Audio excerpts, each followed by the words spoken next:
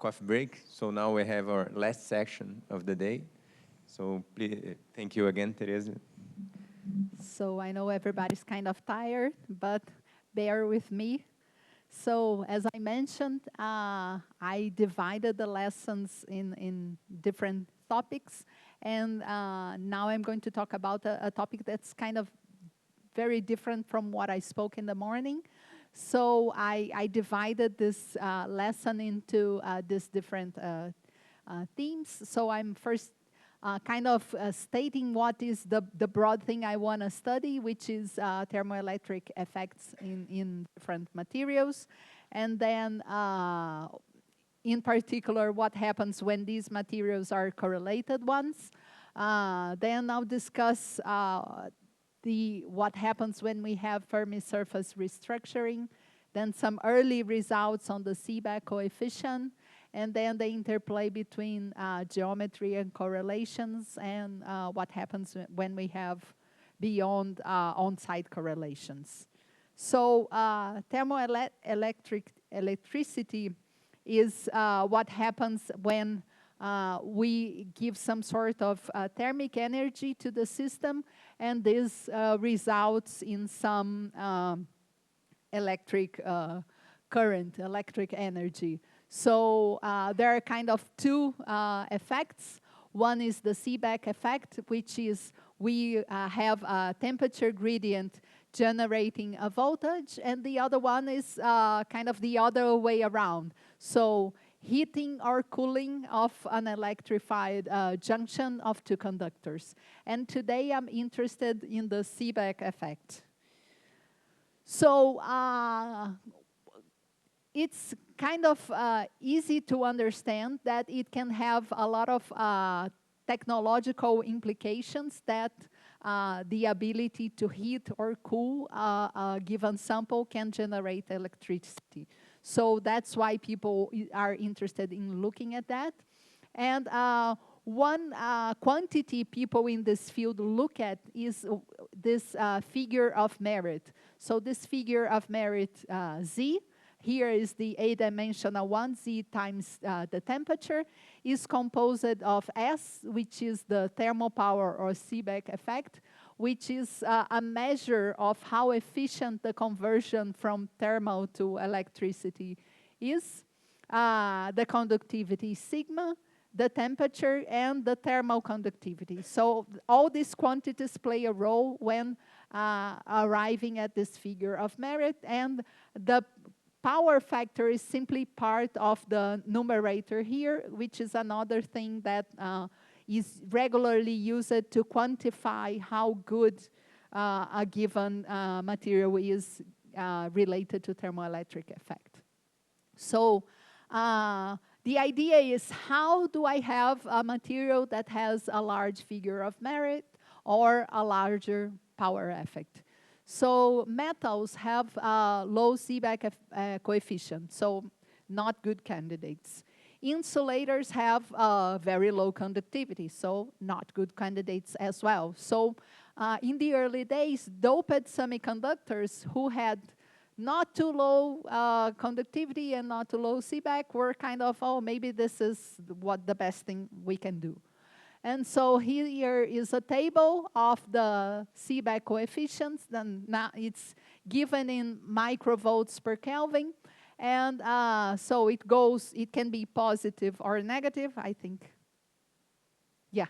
So negative means that the carrier I have is an electron, and positive is the whole is a character, and it goes like from -18 to 18. So these are the usual values for the elements. So, oops. Yeah, so what happens when we have correlated materials? They started to be studied, the Seebeck effect on them more recent than in the early, for semiconductors.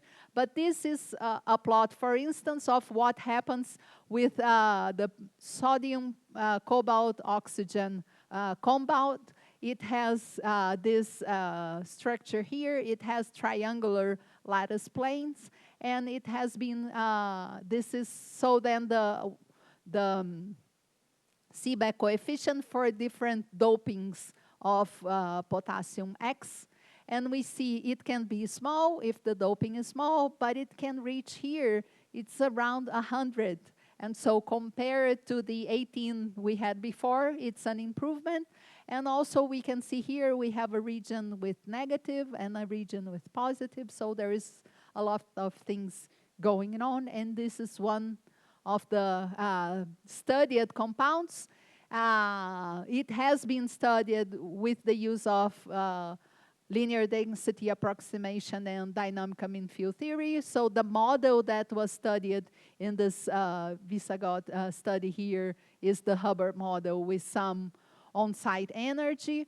And this is a sketch showing, you know, the heat gradient and the transport here. And what the theory found is an increase on the Seebeck coefficient of 200% when correlations are turned on. So it's a big improvement from the doped semiconductors. And so this is the data they got. So another material that is really studied recently is this magic angle twisted bilayer graphene. And here is, you know, a sketch of what happens. There are some local moments here. And if we study the Seebeck effect, the thermal power here, we see some enhancement when, you know, the temperature is much smaller than U, the interaction strength here between these local moments, and we have an anomalous behavior. This is another study that shows that when charge density waves are present, and this is the compound, when we have a CDW transition, we see a huge increase in the thermal power. So 86% in the Seebeck and 245 in the power factor. So the effect of correlations is very clear here. We are seeing an enhancement in the Seebeck coefficient and in the power factor. This is another study that compares theory data, the open symbol, with experimental data in the cuprates, and they find a good agreement and also huge values of the Seebeck coefficient and a change of sign in the Seebeck coefficient with doping. And this is another instance where we do see this change of sign with doping. Just another one where we see positive and negative. Now the change of sign is with temperature. And some universal behavior, once again, with a sign change. So what's going on here, and why do we have this sign change and this enhancement? What's the physics beyond all that? And so the physics of the sign change is related to the Fermi surface restructuring, and I'll discuss this a little bit right now. So what happens with the Fermi surface when we reduce the carrier density? So this is for a non-interacting model. This is a high density, n is 1.5. Here is my Fermi surface, and I am decreasing the number of particles, and here I have the Fermi surface at half filling. So if I have an interacting system, is the same thing going on, or do I have something else?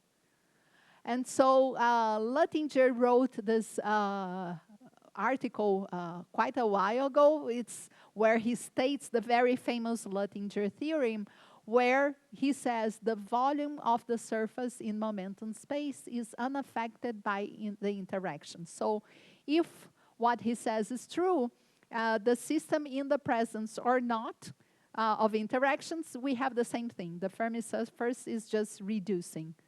And it doesn't depend, you know, on whether correlations are on or not. So what the Luttinger's theorem says is this is supposed to be here, but is it so? And no, it is not. So what we see here in the cuprates, we see that P is the doping, so 0 is the undoped system. And here we say that we have a Fermi surface that goes from hole-like to electron-like. And we see a clear restructuring. So this is doping, and this is the Hall coefficient that also measures the number of and the nature of the carriers. So here, for high doping, we see that we have this kind of linear behavior, and we have this electron-like behavior. And here, when we go through the CDW phase transition, we see a very fast change in the number of carriers, and here at very small doping, we see this hole-like behavior that's linear. So we do see a break of this Luttinger theorem here, and this is happens as we approach the ordered state, and as we cross here this CDW region, the charge density wave region. So we see that in the presence of charge density wave, we see a breaking in Luttinger theorem. So we go from a P behavior to a 1 minus P behavior due to this phase in the middle. And what does it have to do with the Seebeck coefficient? I'll show this in a while, but this is not only happening in one material. Here are two of these cuprates, so it happens in both of them. And we see in other materials as well, like this one, neodymium, cerium, and copper oxygen. Here, a Fermi surface restructuring within this range of doping. And in this case, is different than in the previous case, because in the other case, we knew CDW was driving this change. But here is some mysterious order that is not known.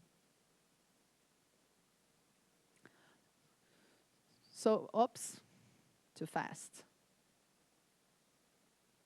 So the things I want to answer is how is the thermal power affected by correlations? Because we see it clearly is. So how this is happening?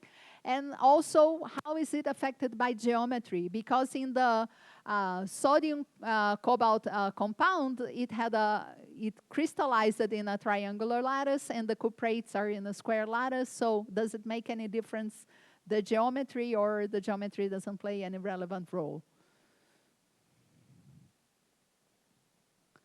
So I think it would be nice to mention there is this a very nice review by Sriram Shastri on electrothermal transport coefficients at finite frequencies. So I think it might be a useful reference if you're interested in this field. So once again, I go back to the Hubbard model. This is the model I will use to study the effect of correlations and geometry in the thermal power. Just like in the break, we discussed a little bit methods of solving the Hubbard model. I didn't mention this before. So we have some unbiased methods. By this I mean, when you use an unbiased method, the answer you get is whatever is in the model, and you know that is inbuilt in the model. So in 1D, Bethe ansatz is, the most frequent thing to use if you have your system doesn't have impurities, or density matrix renormalization group, or even brute force diagonalization that can only reach a small number of sites. But if you're, in 1D, then you could use that. And in 2D, I would say quantum Monte Carlo, numerical linked cluster expansions, and also exact diagonalization if you're smart enough to draw your lattice. So in low dimensionality, we have the enhancement of quantum fluctuation, so the method you use become even more important. So this is important to reinforce. So equal time correlation functions can be obtained from all these methods above, but transport in correlated systems are a lot harder to obtain. So I am going to discuss this right now.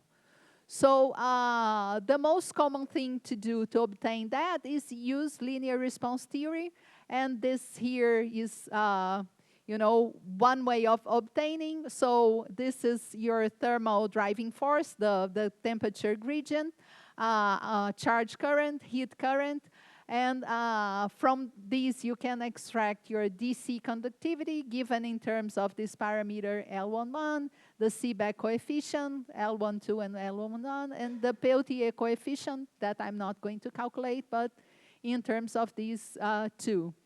So, but this is very, very hard to extract from quantum Monte Carlo.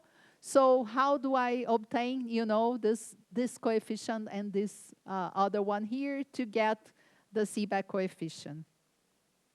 And so along the way, people have tried different things. One thing is the use of Kubo formula, and you can break this into two parts. One is transport, and one is the Higgs-mod contribution. And this is valid in this limit when you have high frequencies and Q is going to 0. And there is another limit, which is Q going to 0 and omega also going to 0, which is the Kelvin limit. And within this limit, let me just show you some early results. This is exact diagonalization plus linear response theory in 1D system in the Seebeck coefficient. So this is what is seen. You increase with, here you're increasing the correlations, and as you decrease the temperature, you see different things going on. I'll explore this a little bit. And this is a work I find it particularly nice, that calculations on the FCC lattice and probing different methods, but the methods agree within a few percent that this is what happens. You have here some odd behavior at half filling, and you have, you know, this divergency here, and we'll come to that in a bit. So I'll talk in more details about the results of this work here. That is from 2023. And the idea is we use it, quantum Monte Carlo simulations, to study the Hubbard model in a square lattice with 100 sides, a triangular lattice with 144, and a honeycomb lattice with 162 sides. So they are all more or less the same way. We probed a little bit finite size effects because this can be important. But this was really a tour de force. Each run, you know, is time consuming, and we used different values of U and different temperatures and different densities. So a lot of computation effort put into that. But let me show you first what happens when we don't have interactions. These three systems are fairly different. The square lattice has a Van Hove singularity at half filling. The triangular lattice has a Van Hove singularity away from half filling, is not symmetric around 0. And the honeycomb lattice has two Van Hove singularities and this semi-metal behavior that we heard about in the morning. And so here we have particle hole symmetry, and here as well, but not here in the triangular lattice. And this is what happens to the density as we increase the chemical potential for different values of U. So here, as we increase U, we start to see the Mott gap forming. So we start to see the density bending around half-filling, and this is that the density is not changing when we add when we try to increase the chemical potential here for large U. And we see the same behavior for other values of the other lattices. So once again, the fact that this is non-bipartite is non-symmetric around half-filling. So the way to probe the mod transition is just to get the compressibility. I've shown this sketch before. And so these values are known from the literature. So the square lattice has a critical U of 0. The triangular lattice, a critical U around 7 and 8, and the honeycomb 3.8. So this is mapped in the literature for what value of U they become a mod insulator. So the next step is getting the entropy. And so the entropy is obtainable through a relationship. It's kind of a Maxwell relationship with the density. And this is the entropy as a function of density for these different lattices. And this dip here that we see around half-filling is the formation of the mod state. We can think when we are decreasing the temperature and entering a mod state, it has a lower entropy than a metallic one because we are freezing the charge degrees of freedom. So this is shown in the entropy by this dip here at half-filling. So this is a signal that we are entering a mod state. So correlations, another interesting thing is that correlations only play a role in a geometry-dependent region around half-filling. So we see here that the curves are not all together, meaning the uncorrelated system is different than the correlated one. But for this wide region of density here, all the lines are on top of each other. Same thing here, meaning correlations are not playing any particular role if we are very close to either the empty system or the very filled system. So, but around half-filling, you know, we see a striking difference. So this is something we'll keep an eye on. And so we want to calculate the density of states and the conductivity. The conductivity enters the power factor, and this is not straightforward to get in quantum Monte Carlo. So what we actually get is the Green's function here and the current correlation here, and we have to invert this quantity to obtain, you know, either the density of states or the current correlation in K-space.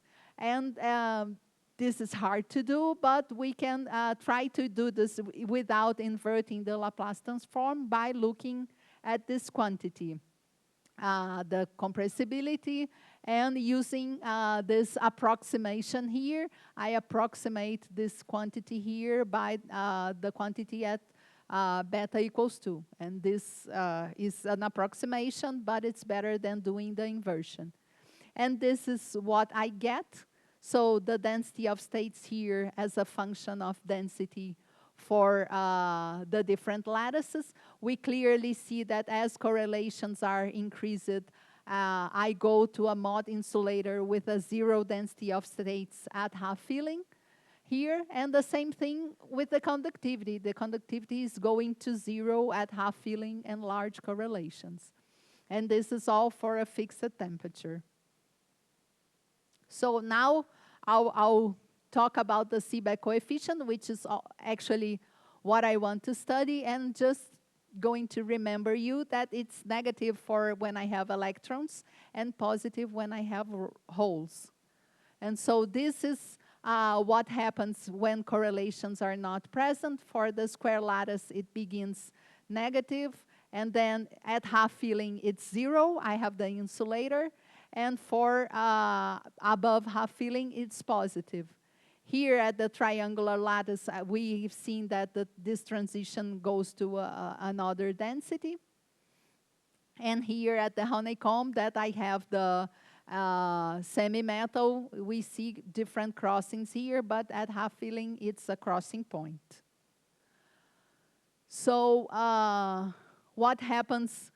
We see this change of carrier very clearly at half filling.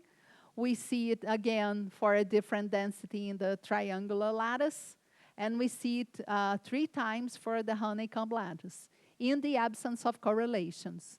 So when we have correlations, it's kind of messy here because there are many lines. But what we do see is a high increase near half filling of the seebeck coefficient in all cases here, close to half filling, and a sign change. So the sign change that happened at half filling, now you have a region below half filling and above half filling with the sign different than what it was expected in the absence of correlation. It also happens in the triangular lattice, and it also happens in the honeycomb lattice. So it happens in all the lattices that correlations not only make this huge increase of the seebeck coefficient close to half filling, but it also changes the sign of the carriers, which is kind of unexpected. So just zooming into these plots, we see that this is very, very interesting. If we tune in the correlations, we increase the correlations, we can go from a negative carrier to a positive carrier just by increasing correlations. So correlations alone in a given density can change the sign of the carrier from negative to positive. And this is also happening in the honeycomb lattice at a different density. But another curious thing is the density at which the sign changes moves closer to half filling as U is increased. So there are many, many things going on here. So if we now study the effect of temperature, reducing the temperature increases the effect. So we see that the peaks get stronger as we decrease the temperature. And there is other curious thing is that all these lines seem to cross more or less at the same point here and here. And this, I found out they are called isosbestic points. They are points at which the seebeck coefficient all have the same value independent of temperature. And if we now plot the seebeck coefficient as a function of temperature, we see that in this isosbestic densities, it's like a straight line or very close to it because I'm not sitting exactly at the density. But here at half filling, it's 0 all the way through.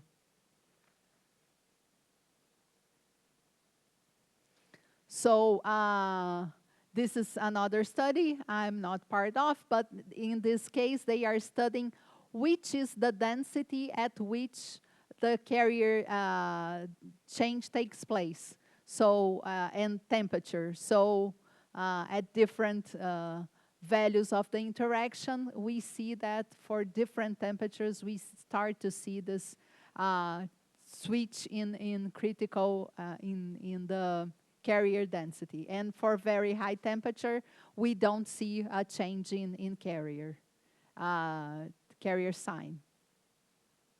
So how is this related to Fermi surface restructuring? Because I mentioned the two things and they seem to be disconnected up to now.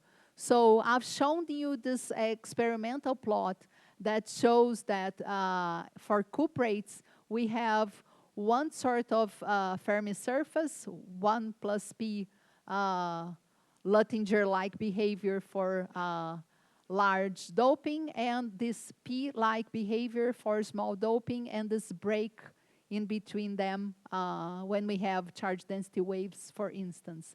And here is a theory data that shows that we also have Luttinger breaking behavior for the Hubbard model. So what we have done here, so here is this straight line here, which is the same one as here, this 1 plus B line, and this linear behavior where, you know, the Fermi surface is growing with the number of carriers. So we have Luttinger abiding behavior, so a Fermi liquid. And here at densities closer to half filling, we are departing this behavior and leaving the Luttinger, so we call this the Luttinger breaking phase here, until we reach half filling where we have the Mott behavior. So what's going on here? So if we start at the whole filled system, we have a band insulator and we have two electrons in each site. And on the other hand, if we start from the Mott insulator, we are here with one atom, one electron per site. So if we dope, reducing the temperature here, I am removing electrons and I have 1 plus P density here, and this is a metal and a Fermi liquid. But if I am close to half filling and I have some pairs and some unpaired electrons, then I have P carriers in a background of singly occupied sites.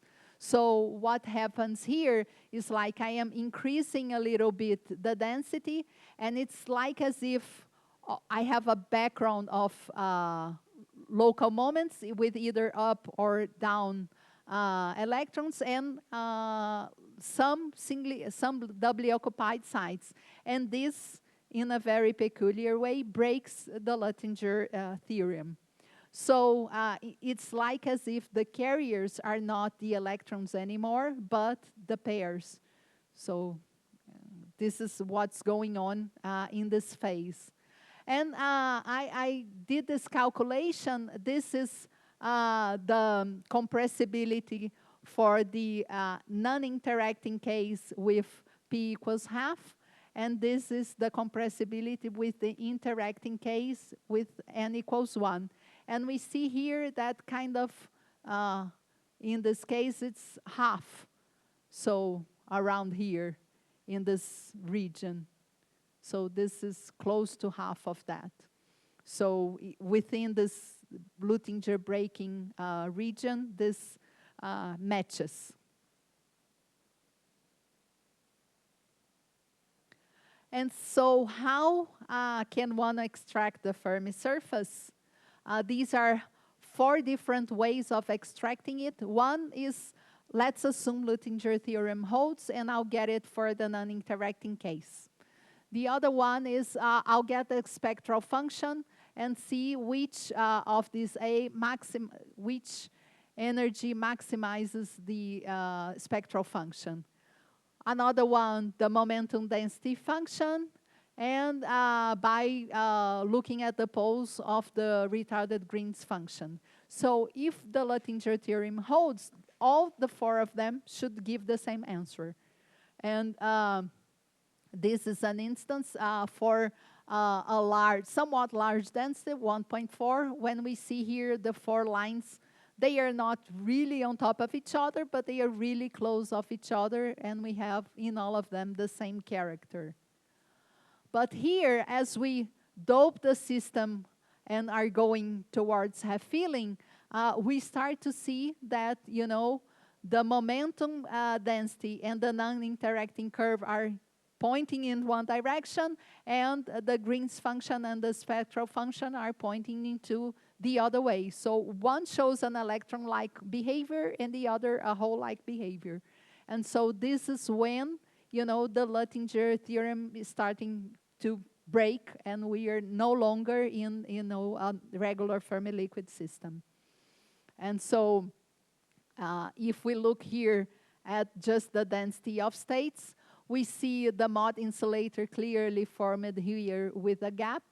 And in this region here with the Luttinger breaking, we see, you know, peaks on the side and something going on.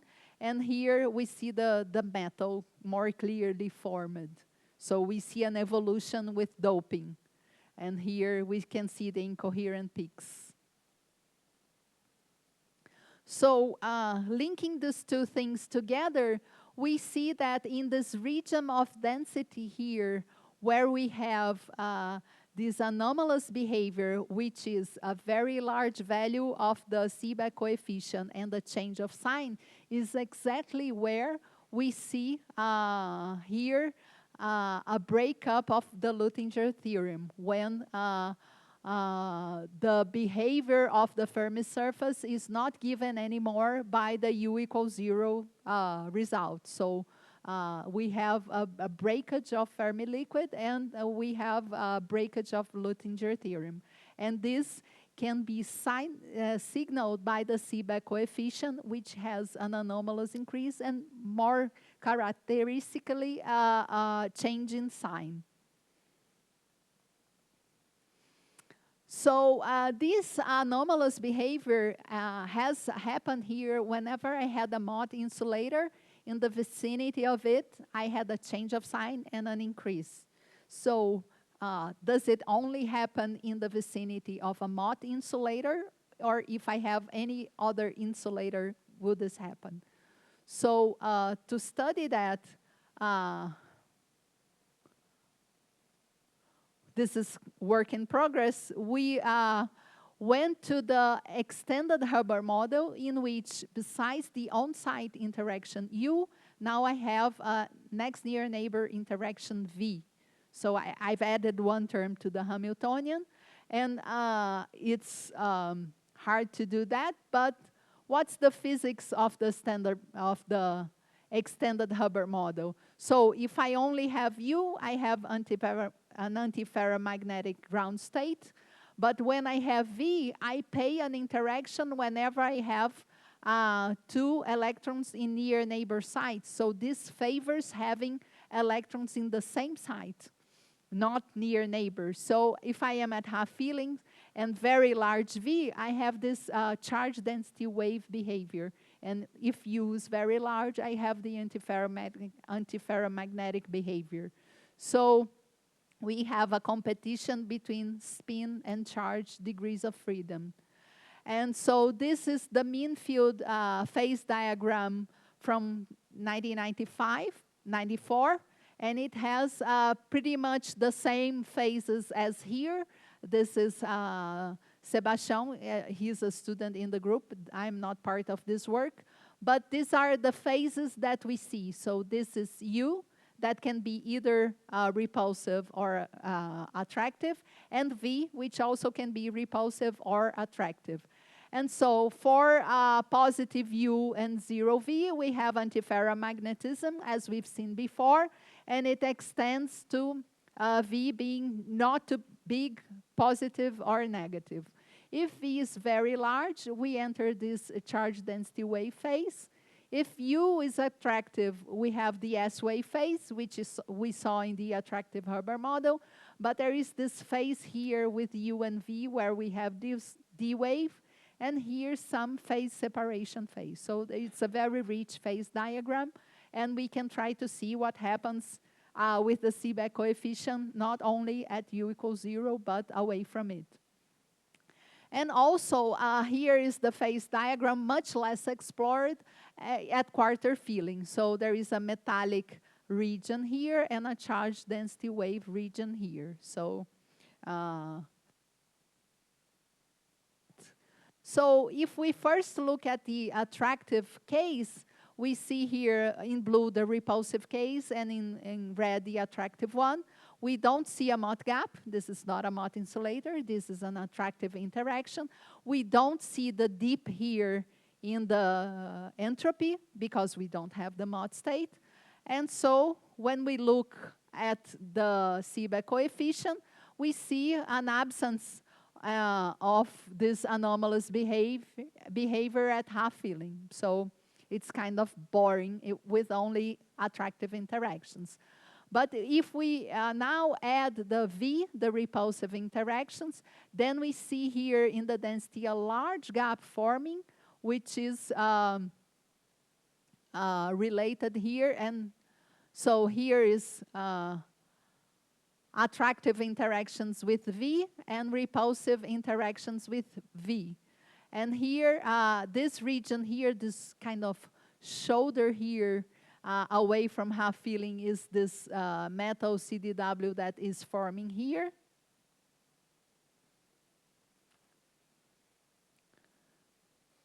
Here at half filling, we see the antiferromagnet forming. But here is the interesting thing. Here we are deep in the CDW phase. We see this huge gap here, which is due to charge density waves. And the effect of it in the Seebeck coefficient is also displaying an anomalous behavior. So we have an increase and a change of sign near the charge density wave driven gap. And this also happens here with both attractive and repulsive interactions. And here it's also increased as we reduce the temperature. So this is all similar to what we've seen before. And what we see is, once again, this anomalous behavior is related to restructuring of the Fermi surface. The dotted line is the U equals 0, and we see a departure from it as we increase either U or V, here only V, and decrease the temperature. So I think maybe I've rushed up a little now, but what we see is that this anomalous Seebeck effect occurs near half filling only. It is related to a change in the sign and signals a Fermi surface reconstruction. This anomaly is intensified by temperature reduction and increased correlation, and is directly related to the presence of a gap, and the gap can be either a Mott gap and a CDW gap. So with this, I come to an end early.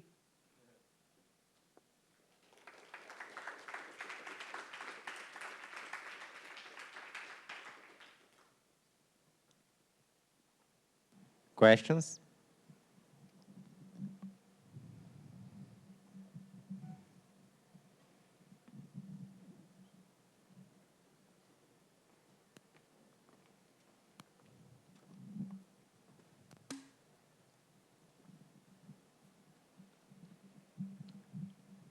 Maybe a couple of questions if I can. So first, is there any, I don't know, intuitive picture or intuitive mechanism that I can think of in interpreting this anomalous behavior close to half filling? Like you mentioned that you can think of this as being caused by doublons conducting heat. I don't know. Yeah, so this is the picture, at least I try to place for myself. I know there is a carrier change because, you know, the Seebeck coefficient changes sign, and also the Fermi surface goes from electron-like to hole-like. So there is clearly a sign change and clearly a change in carrier. So how this is happening close to half filling? And one way to figure this out is if you have like a Mott background, and what is happening is not, you know, single particles, but the holes or the doublons that have to be formed. You know, to me, kind of is easier to figure out if you're in a Mott insulator and you remove particles. So you have some holes, and these holes that are moving around and not the electrons. So this is what drives the difference close to half filling. But then it's curious because if you keep adding particles, then you switch back to where you were in the beginning, like going down from the completely filled systems that you have doublons and doublons and doublons, and then remove, and then you still have doublons. So I think to me what puzzles is what happens when you know, you go from the doublon picture to the single electron picture, what switches it on and off. And it's clearly there because it's in the Fermi surface and in the carrier, the sign of the carrier, but what switches from one to the other is not clear to me. Okay. Maybe if I can, a second question. Sure. It's a bit technical maybe, but have you tried, let's say, seeing which one of the hypotheses of the Latinger theorem are violated in this case? Sorry, The Latinger theorem on the volume of the Fermi surface assumes has some assumption like the shape of the self-energy and this kind of stuff. Since you have access to the oh, spectrum. okay, so I didn't look into the self-energy. Maybe I could, you know, I mean, try. which one of the hypotheses must fail in this case, of course? Yeah. Just a Yeah, curiosity. it's a good suggestion. Thanks. More questions?